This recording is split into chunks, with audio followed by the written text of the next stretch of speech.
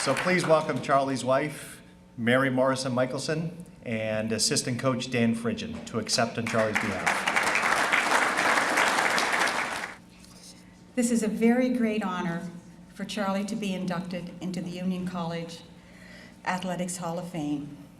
And if he were here, he would have said that he loved coaching hockey at Union and that he enjoyed immensely the many nice relationships that he had with players, the students who worked in the rink, the coaches, the staff, and the administration. Many people were there for Charlie over the years, like his assistant coaches, Ron Tomasoni, Sean Tevens, Mark Morris, and Dan Fridgen. And players like Craig Blum, Kurt Cole, Jay Grossman, Gavin Morton, TJ Ryan, who were volunteer assistant coaches, and Wayne McDougall, who was an assistant graduate coach. And two people supported Charlie for all of the 10 years that he coached at Union. Dick Sakala, who was his athletic director, and Kathy Natole, who was Charlie's CEO.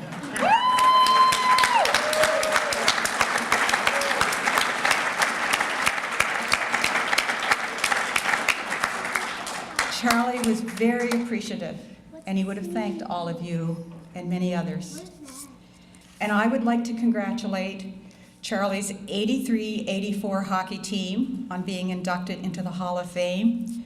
You were an awesome team. Awesome.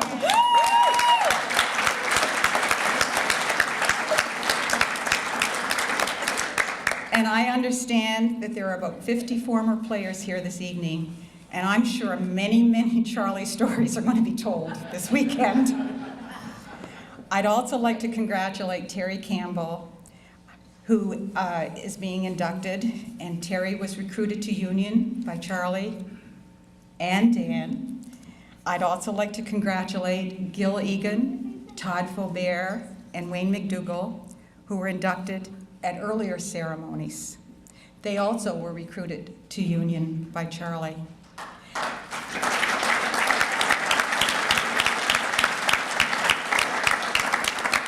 And last, but definitely not least, congratulations to Coach Rick Bennett, whose team, as we all know, won the NCAA championship. Awesome. And finally, on behalf of our family, my daughters, Carol Ann and Jen, who are here with their families tonight, and my son, Don, who is in the Netherlands right now, I'd just like to thank the Union College Athletics Department for bestowing this very great honor on Charlie. Thank you very, very much.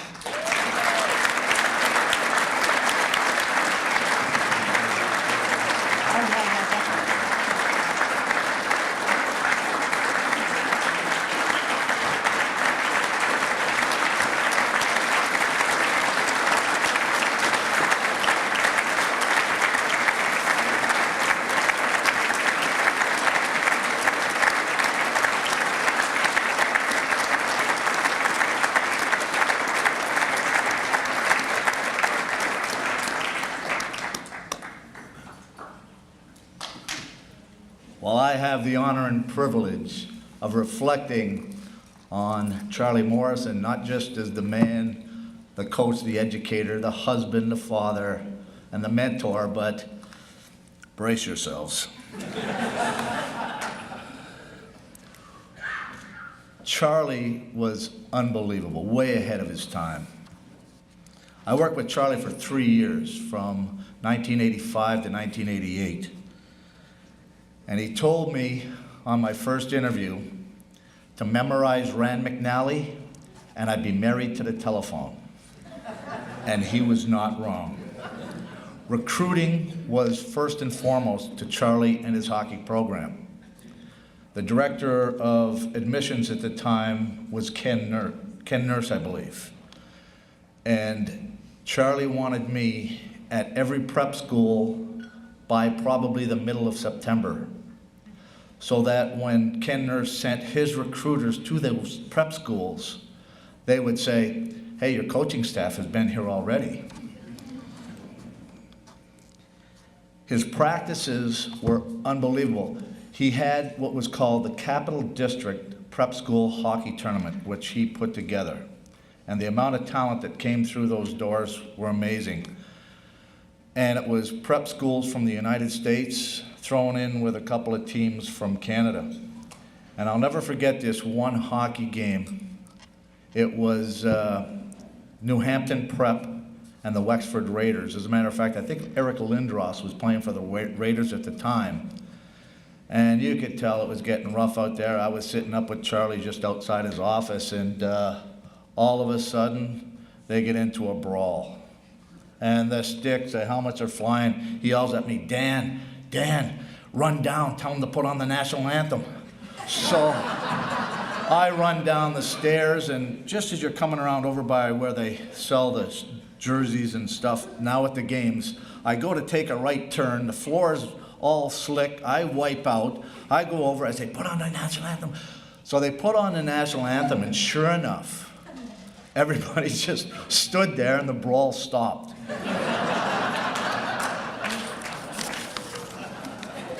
So I said to Charlie, Charlie, that's great, but what happens if they don't stop? Charlie says, I would have turned the lights out on them. As far as his players were concerned, he loved his players. And there were a few emails that were floating around, and I appreciated being a part of that had his favorite sayings and the Charlie-isms. And there's a few that I just want to reflect on. Some of them weren't completely elaborated on. One of my favorites was when he said, don't fall in love with your line mates. I will move you up, I will move you down, I will move you sideways. I will put you wherever I think you will be best for Union College hockey. Another one was going into the corner. If you went into the corner soft, Charlie would meet you and he'd say, when you go into those corners, you go in with those palms down, you go in and get those knuckles dirty and scratched up. You go in and dig for that puck. You don't go in with your palms up saying, gimme, gimme, gimme.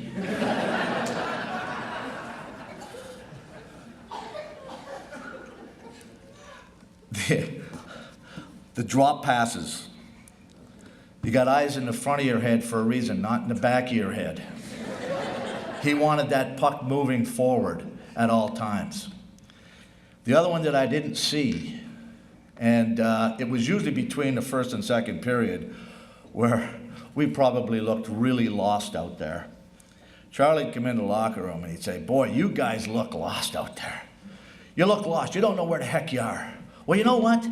If you don't know where you are out on the ice, look down. That's why they paint lines and circles on the ice, so that when you get lost, you can look down and you know where you are.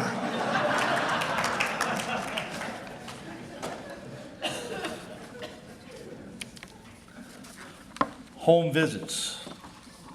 Back in the day, there were no cell phones. All right, recruiting was a lot by the telephone. So, I gotta show you something.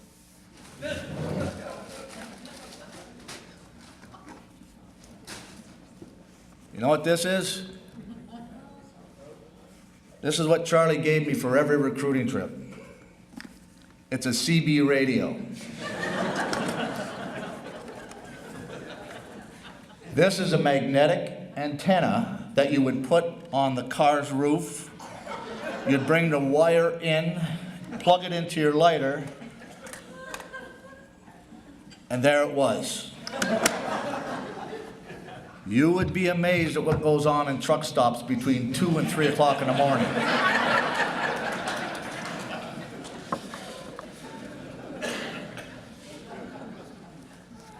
His practices. They were designed to the minute on a sheet of paper that he would give Kathy Natole to type out prior to practice. And the reason why he gave it to Kathy is because she's the only one that could read his writing. Now, if the drill wasn't going right, most coaches would just change the drill. Not Charlie. line up. They lined up on the boards, and they did boards. Make sure you touch those boards. And he would skate the guys, and if the drill ended at 3:05, so did the lineup. On to the next drill. That was Charlie. He had a way of getting the most out of you by challenging you, and you would respond because you wanted to prove you were better. You wanted to stick it up his keister. Now that is a very important characteristic that his players had, and in the day we called it mental toughness.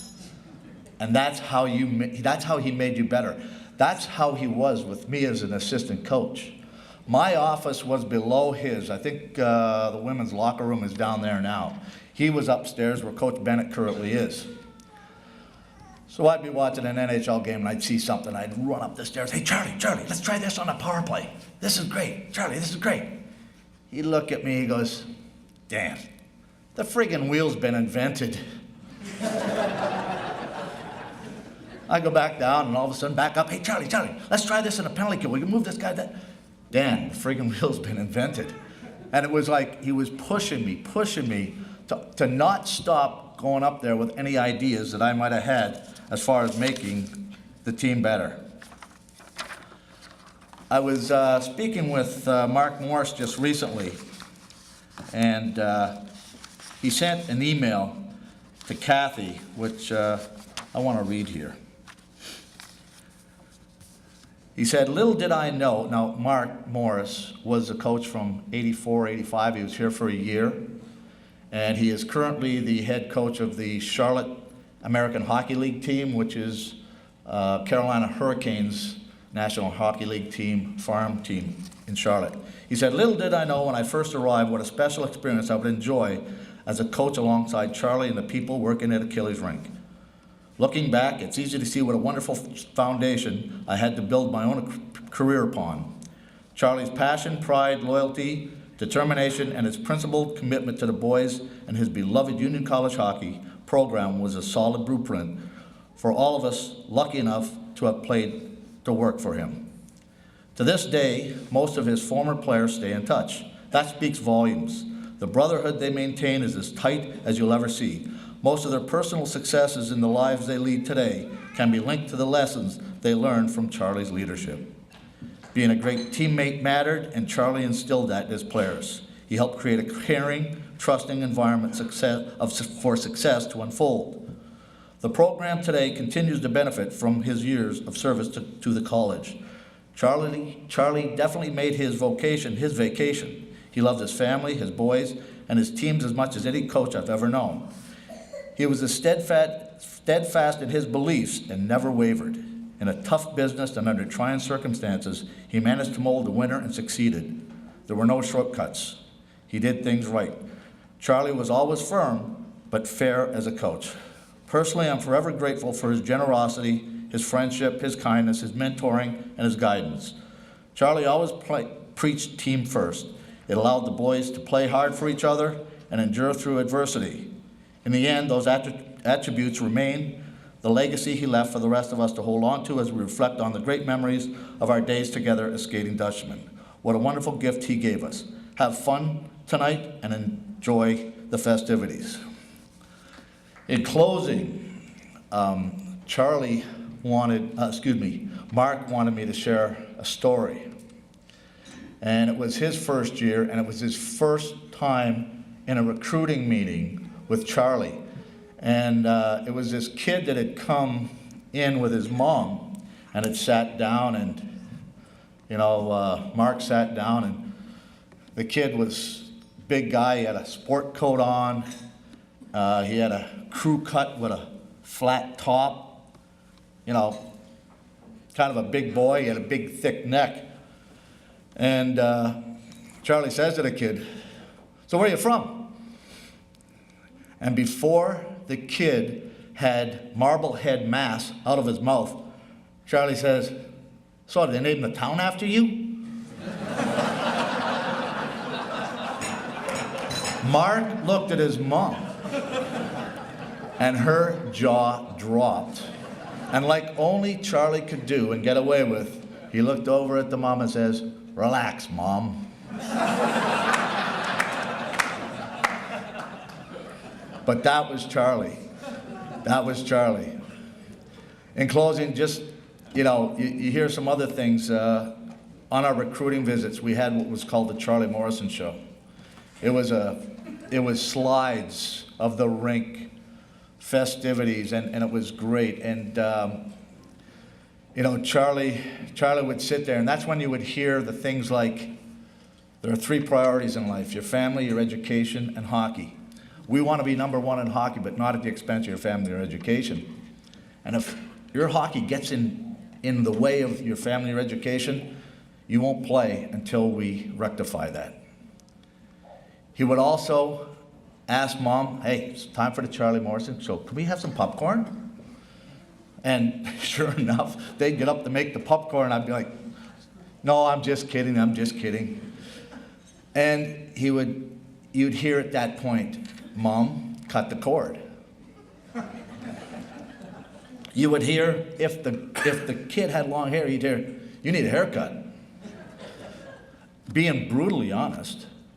And upon leaving, it was unbelievable how they were taken by Charlie, and they wanted to come to Union College. And those home visits were usually at the point where financial aid was looking pretty good, and they were going to come to Union College. So on a great night, I really appreciate this opportunity to reflect on Charlie. You probably could well imagine I could stand here for another hour, but I'm not going to. As a matter of fact, I got a radio program. I got to go do the Union game. So thank you very much on behalf of the Morrison family, and congratulations to all the inductees, 83 teams.